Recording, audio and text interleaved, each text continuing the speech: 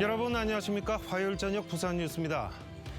시속 70km로 달리는데 갑자기 자동차 앞유리가 산산조각 난다면 생각만 해도 아찔한데요. 떨어진 공사용 자재가 차량을 덮쳐 운전자와 동승자가 다치는 일이 실제로 있었습니다. 고속주행 차량이 많은 광안대교에서 발생한 사고입니다. 현지호 기자가 보도합니다. 광안대교 위를 달리는 택시. 갑자기 물체가 날아들더니 앞유리가 쩍 갈라집니다.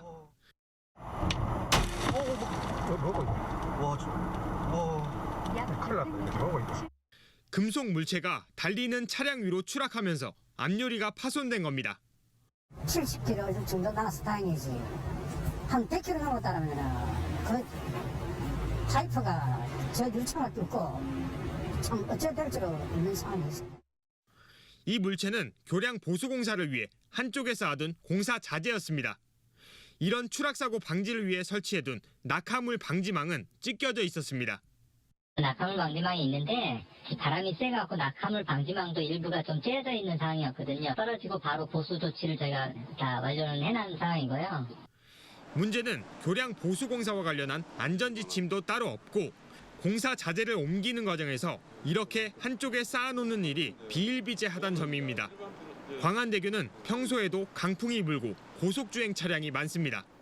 운반이라는 작업 과정을 할 때는 이게 고정이 될 수는 없잖아요. 물건 자체가. 그죠? 철거하고 이동하고 하는 적재 과정은 당연히 그 작업 과정에서는 있을 수밖에 없기 때문에. 택시에 타고 있던 운전자와 승객은 현재 병원 치료를 받고 있습니다. MBC 뉴스 현주호입니다. 전국을 돌며 교통법규 위반 차량만 골라 사고를 내고 보험금을 뜯어낸 일당이 경찰에 붙잡혔습니다. 이들은 SNS로 보험 사기에 가담할 자들을 모집했는데 명의만 빌려주고 쉽게 돈을 벌려던 20, 30대 수십 명이 줄줄이 보험 사기범으로 입건됐습니다. 김윤아 기자가 보도합니다. 좌회전을 하던 승용차가 차로를 바꾸자 뒤에서 오던 차량이 그대로 들이받습니다. 차량이 차로를 변경하자 옆에서 들이받습니다.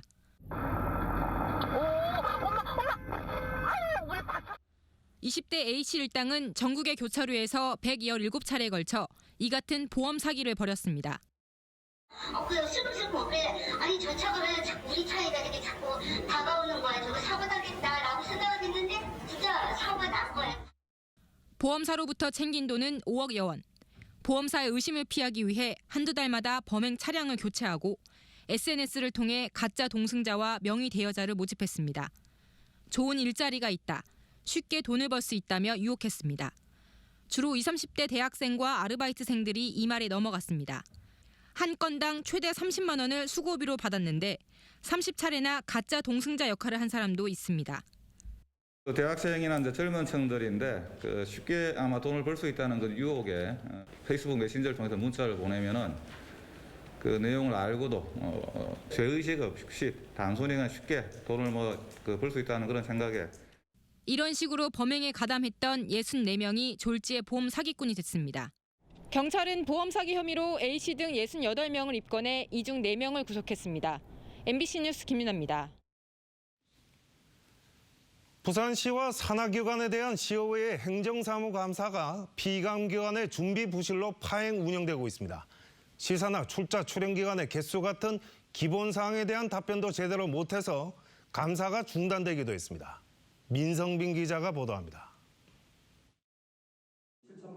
부산시의회 기획재경위원회가 실시한 부산시 기획관 대상 행정사무감사.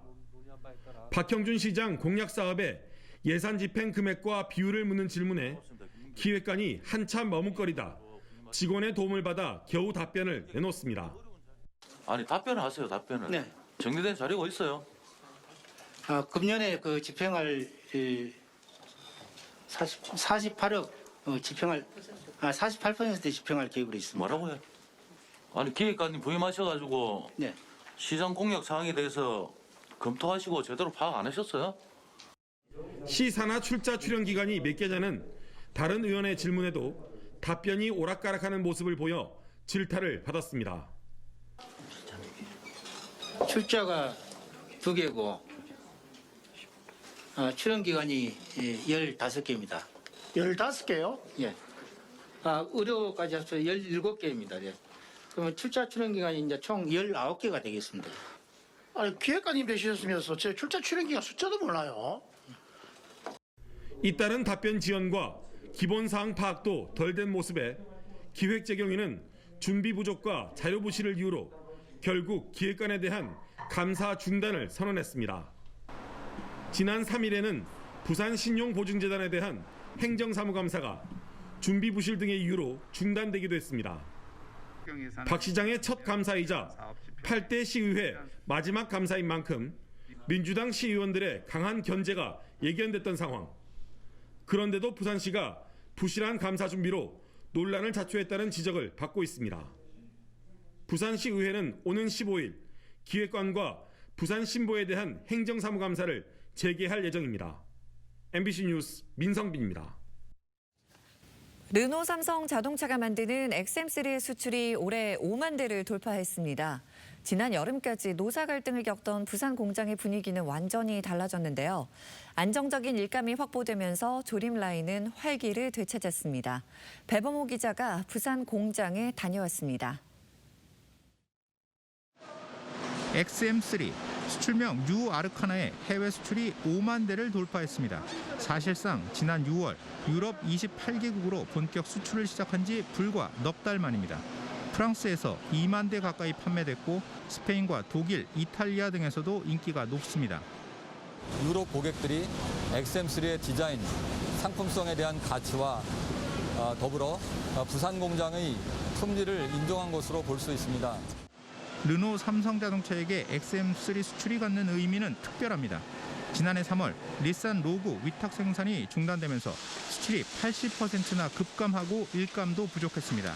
임단협 진통에 구조조정까지 겹치면서 노사 갈등도 극심했습니다. 르노그룹은 경쟁력 강화 등을 요구하면서 임직원들을 압박했습니다. 이런 아슬아슬한 상황은 지난 9월 초 2년치 임단협이 타결되면서 분위기가 반전됐습니다. 현재 부산 공장은 2교대 근무에 계약직 인력을 충원할 정도로 정상을 되찾았습니다. 르노그룹은 수급이 원활하지 않은 반도체 부품을 부산 공장에 밀어주고 있습니다. 5만 대라는 이 생산을 어떤 5개까지의 만약에 사원들의 어떤 애사심, 자기들 최선의 노력을 다 하지 않았으면 오늘 같은 일이 없었고. 르노 삼성차는 올해 말까지 6만 대, 내년에는 10만 대의 XM3 수출을 목표로 하고 있습니다. 반도체 문제가 생긴 지금이 내수 시장 공략의 적기로 판단하고 있습니다. 미래 경쟁력 확보를 위해 하이브리드와 전기차 생산도 준비할 예정입니다. 내년도에 XM3 하이브리드 차량을 국내 출시를 목표로 준비 중에 있으며 부산 지역 제조업과 수출을 대표하는 르노 삼성 자동차가 XM3 수출로 부활의 날개를 활짝 펴게 될지 주목됩니다. MBC 뉴스 배범호입니다.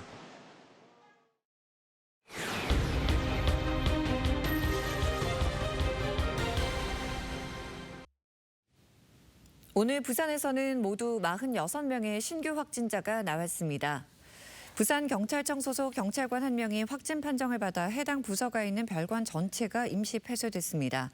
부산 진구의 한 초등학교에서 특별활동 수업 강사와 학생 12명이 연쇄적으로 감염됐고 이 강사가 일하는 서구 예능센터에서도 수강생과 종사자 등 7명이 확진돼 역학조사가 진행되고 있습니다. 부산시가 요소수 비상대책 전담팀을 꾸렸습니다. 시는 내일 행정부시장을 단장으로 하는 TF팀 첫 회의를 열고 분야별 요소수의 재고 현황과 공급 계획, 정부 건의 사항을 논의할 계획입니다. 부산에서 요소수가 필요한 차량은 등록 화물차의 28%인 12,200여 대, 버스는 1,500여 대 등입니다. 전담팀은 요소수의 수급이 안정될 때까지 운영되며 매점 매석과 불법 유통도 단속할 방침입니다. 부산교통공사 노조와 부산도시공사 노조는 오늘 기자회견을 열고 한문희 부산교통공사 사장 후보자와 김용학 부산도시공사 사장 후보자에 대한 지명 철회를 촉구했습니다. 이들은 철도 파업 당시 대량 징계와 부당해고, 4년 동안 16억 원의 고액 연봉 등으로 각각 부적격 판정을 받은 이후 후보자들의 임명을 강행하는 것은 협치를 외친 박형준 시장의 말이 거짓말이란 뜻이라며 부적격 판정을 수용 수용하고 지명을 철회해야 한다고 주장했습니다. 부산시의 회사나 공공기관장 인사검증특별위원회는 지난 1일 이들 후보에 대해 부적격 판정을 내렸습니다.